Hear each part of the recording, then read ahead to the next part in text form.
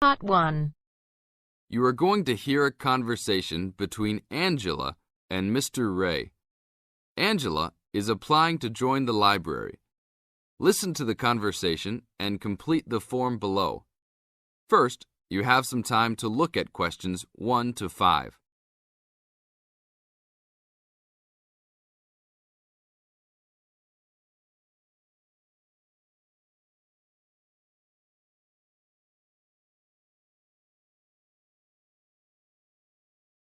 Now we shall begin. You should answer the questions as you listen, because you will never hear the recording a second time. Hello, how can I join the library? Well, you need to make an application. Would you like to do it now? Yes, if I can. One moment and I'll get the form. Now, I just need to ask you a few questions before you sign at the bottom. Okay. Your full name, please. Angela Mary Price. Price? Yes, that's right. Okay. And your address? Apartment 3, 86 Bridge Street, Pimlico. Bridge Street. That's just near here, isn't it? Yes, not very far. Good. So the postcode must be 2065, right? Yes, that's right. Now, your telephone number. I need both home and work if you have them. My home number is 8763-5142, and work is 8456-1307. Do you need anything else, like ID or something? Yes, your driver's license will do, if you have one. Right. It's easy to remember. I know it by heart. 4040AC. I'm afraid I'll also need to see it. Okay, here it is. Thanks. And your date of birth, please? 24 March 1981. Okay, thanks. That's the most important part completed. But if you don't mind, I'd also like to ask you a few questions for a survey we're conducting. Yes, that's okay. Now you have some time to read questions 6 to 10.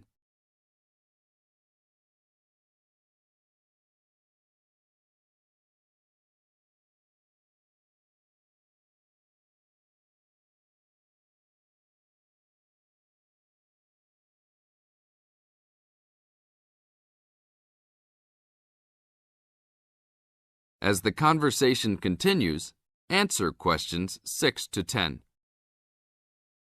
What kind of books do you like to read? Here's a list to look at. Oh, it varies from time to time, but I always like to relax and learn about other countries I might visit one day. I don't like anything too heavy or serious, unless it's about animals or the environment. I'm not really into sport very much. Anything else? Well, I do like entertaining at home. You know, dinner parties.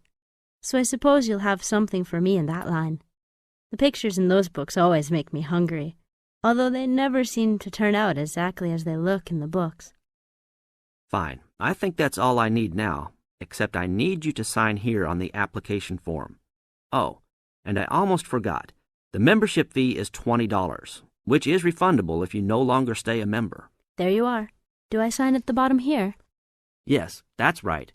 You can borrow books now if you wish, although your membership card won't be ready until next week. So if you want to borrow today, you can pick up your card when you return your first books. That's if you want to take some now. I think I will, but I'll have a look around first. Okay, take your time. That is the end of part 1. You now have half a minute to check your answers.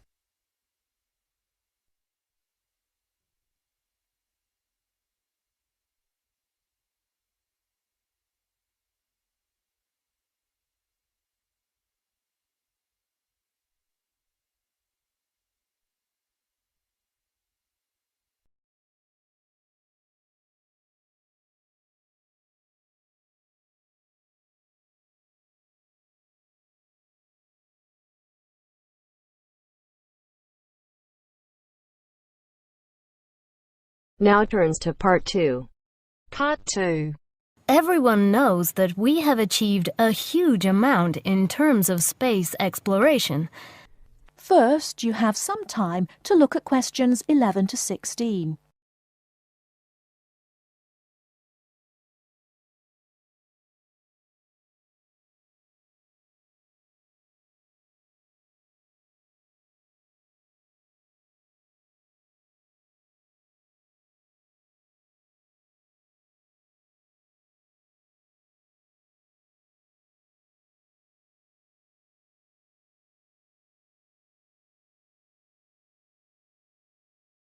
Now, listen carefully and answer questions 11 to 16. Everyone knows that we have achieved a huge amount in terms of space exploration. The space race between ourselves and Russia went on for nearly 20 years, but we were the first to land a man on the moon. At that time, the space race was very close, and the Russians very nearly got to the moon before us. For me, the most exciting invention, and the invention that really showed we were ahead in the space race, was the reusable space shuttle. It was first successful in 1981 and has since been used on many missions. The reusable shuttle can carry astronauts on space missions and can serve as a laboratory in which to conduct experiments. It can be used to transport equipment to space stations or to collect or repair satellites. The shuttle carries between 5 and 7 crew members. When a mission is complete, the shuttle fires thrusters, which propel it back into the Earth's atmosphere. It then glides down to make its landing. Before you hear the rest of the talk, you have some time to look at questions 17 to 20.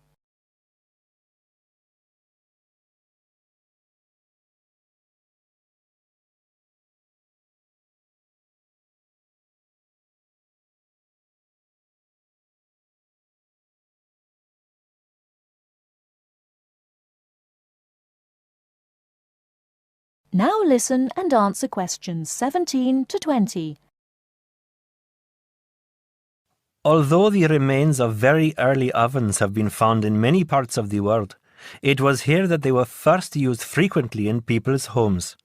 In ancient Greece and in other parts of Europe and Turkey, people used ovens to bake bread. But it seems there was only one large oven that everyone shared. Here, the remains of villages from 5,000 years ago show that each mud brick house was constructed with an oven, and that baking bread and perhaps cooking meat was very common. The ovens were made of clay and shaped like a beehive. Inside they had shelves, so that a number of loaves could be cooked together, and an opening at the bottom from which ash could be removed. That is the end of part 2. You now have half a minute to check your answers.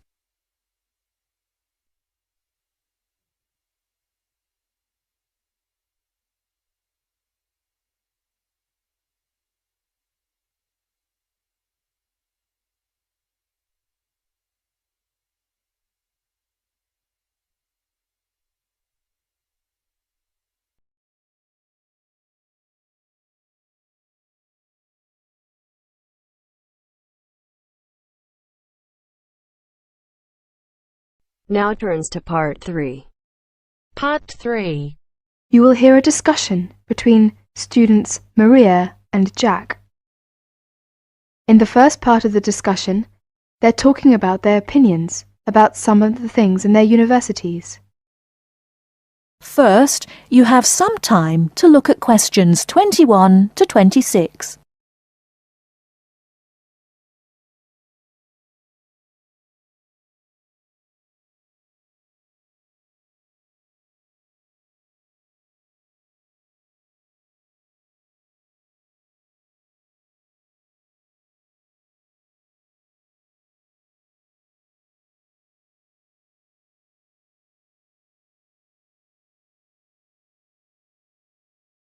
Now listen carefully and answer questions 21 to 26.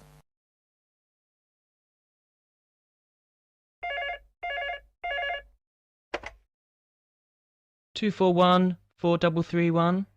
Good afternoon. May I speak to Jack Robert, please? Speaking, please. Hi, Jack. This is Maria. Hello, Maria. How are you getting on there? Fine. I arrived in Nottingham yesterday. I've just settled down, and I live on the campus of Nottingham University. Oh, that's good. Do you like the campus? Yes, it's beautiful. What do you think of yours? Edinburgh University? It's marvellous. It's on a hill and very close to the sea. I like it very much. It sounds beautiful. Jack, what's the weather like there? Oh, it's fine and sunny. It's said that the weather here is very nice in summer, but awful in winter. What's the weather like in Nottingham? Well, it's a bit depressing. It's been raining since yesterday. I can't go out, so I have to stay in my room. What about your room? Is it a nice one? Yes, it's small and elegant. How about yours? Mine is an ordinary one. It's a twin study room. I share it with one of my classmates. He's intelligent and very friendly. We're getting on quite well. How's your roommate? She's very nice, but a little bit quiet. She likes reading and seldom speaks. By the way, do you like the Scottish food there? Oh, I like it. It's very delicious. Oh, really? I don't like the food here. It's disgusting. It has no taste. I have to cook for myself in my room. Well, Maria, as the saying goes, when in Rome, do as the Romans do. Come on, don't be too choosy. Oh, someone's at the door. I have to answer it, Maria. I'll call you this evening. Bye. Bye. Ellen, a student union officer, is conducting a survey about the university facilities. She is asking 2 students about their opinions. Before you hear the rest of the talk, you have some time to look at questions 27 to 30.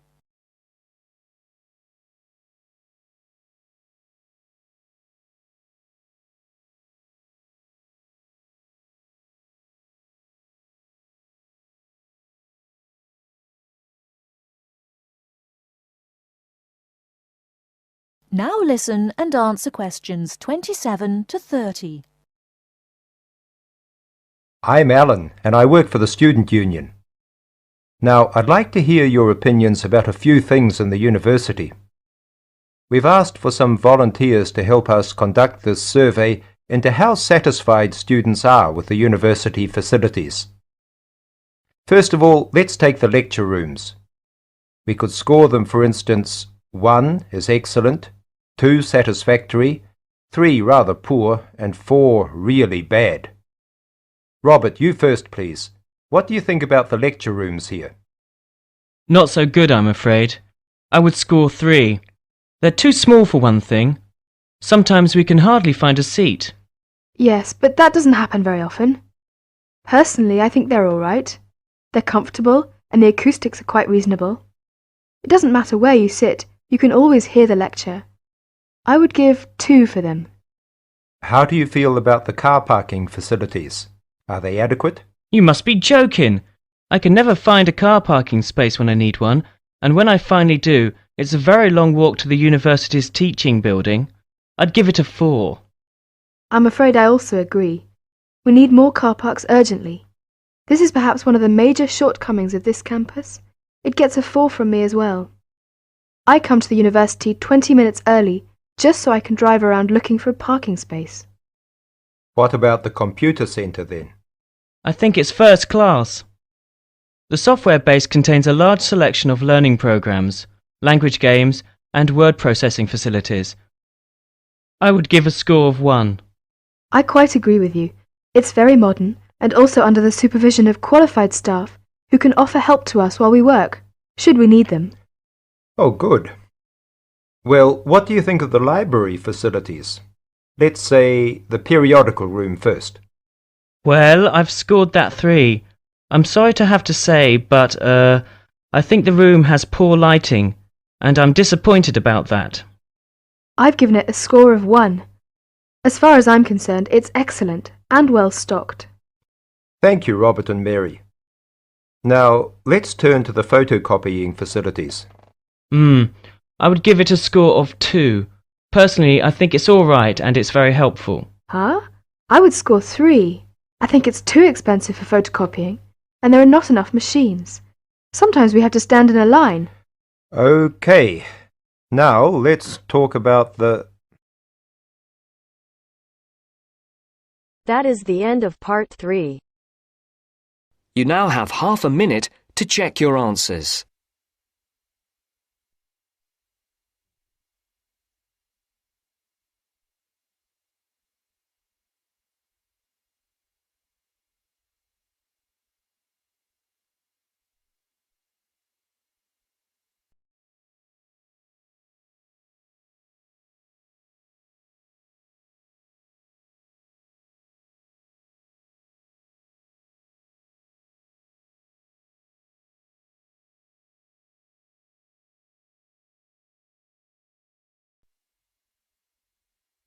Now turns to Part 4. Part 4. You are going to hear some facts and figures about Australia. First, you have some time to look at questions 31 to 40.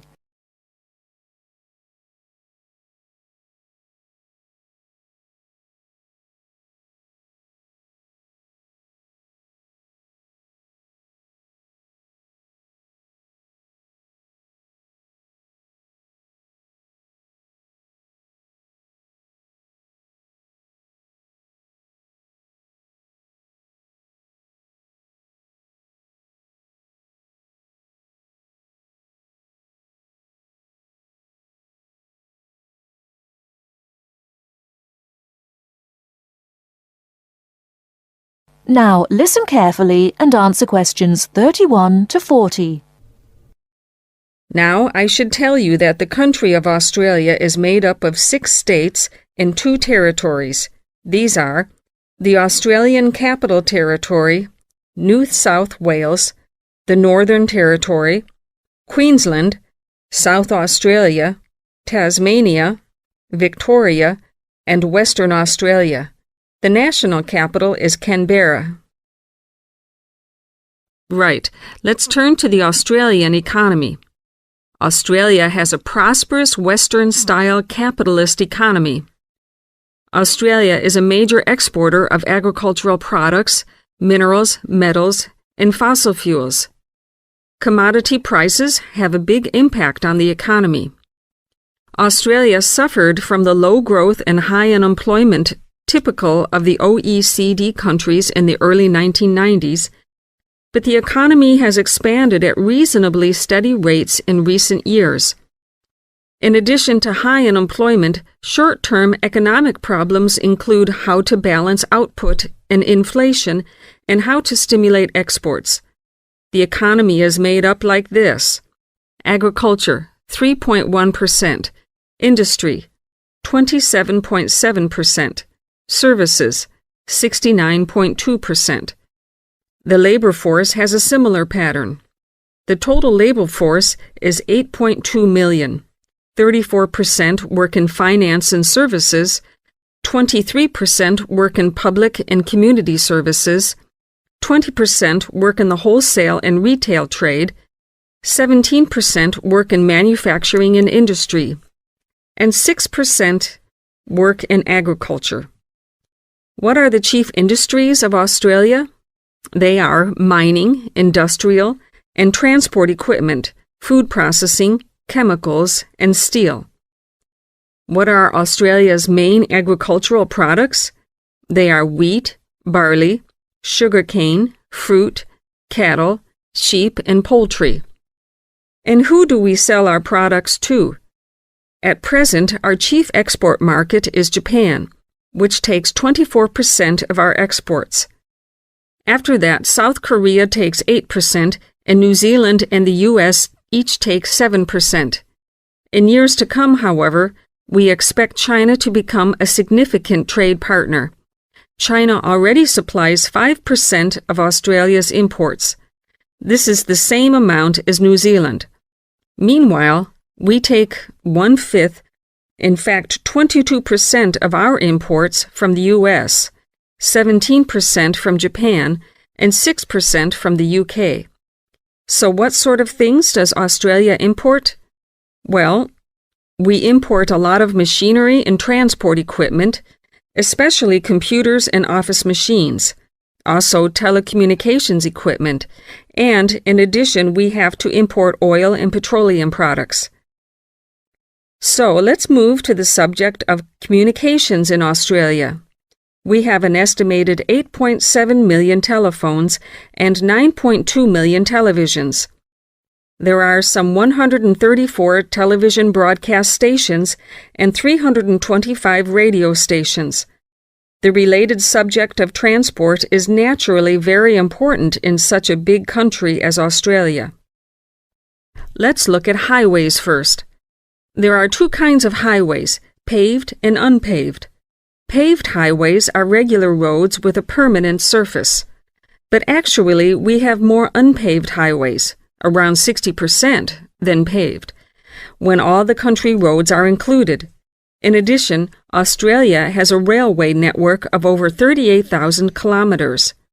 But you'll probably find it hard to believe how many airports we've got. 10? 20? 50? No, the total is 443.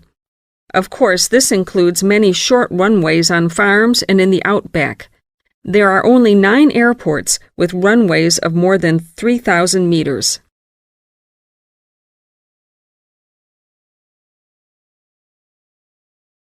That is the end of part 4. You now have half a minute to check your answers.